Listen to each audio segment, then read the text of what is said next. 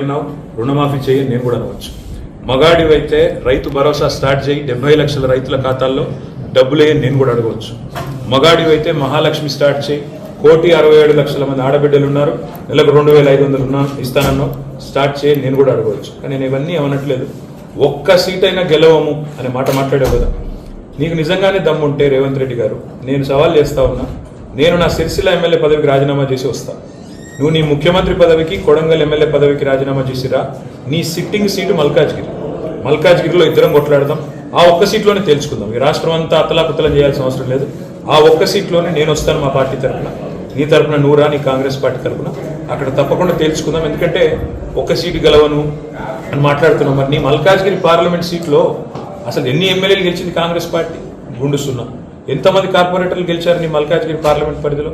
కాబట్టి గెలుపు ఓటములు అనే వాటిని పట్టుకొని, దాన్ని ఎక్కువగా ఊహించుకొని, తన శక్తి సామర్థ్యాలు తాను ఎక్కువ ఊహించుకొని ఇవాళ మాట్లాడుతున్న రేవంత్ రెడ్డి గారికి నిజంగానే ధైర్యం ఉంటే, నిజంగానే దమ్ము ఉంటే, తెగువ ఉంటే నువ్వురా, కొడంగల్ ఎమ్మెల్యే పదవికి రాజీనామా చేయి, ముఖ్యమంత్రి పదవికి రాజీనామా చేయి. మన మల్కాజ్గిరిలో నీ పార్టీ అభ్యర్థిగా నువ్వురా, నేను కూడా నా ఎమ్మెల్యే పదవికి రాజీనామా చేసి నేను కూడా వస్తాను. అక్కడే తెచ్చుకుంటాను.